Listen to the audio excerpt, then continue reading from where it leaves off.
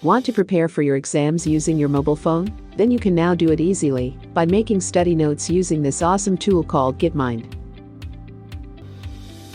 In preparing your study notes, you should first open this application. After that, create a new file by tapping this icon. Once a new file was created, you can change the theme according to your liking. Now you can start keying the topic at the center and start adding nodes to dig deeper into the topic.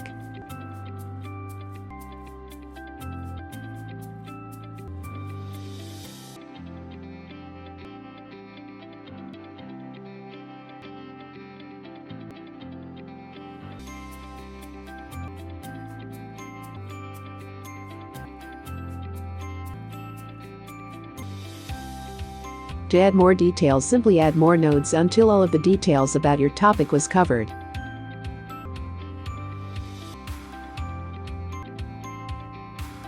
For aesthetic look, you can modify the color of texts, nodes, and lines as you prefer.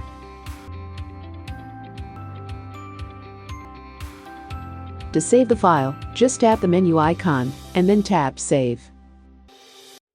And that's how you can prepare for your exams right on your mobile device. Thank you for watching. See you on the next video.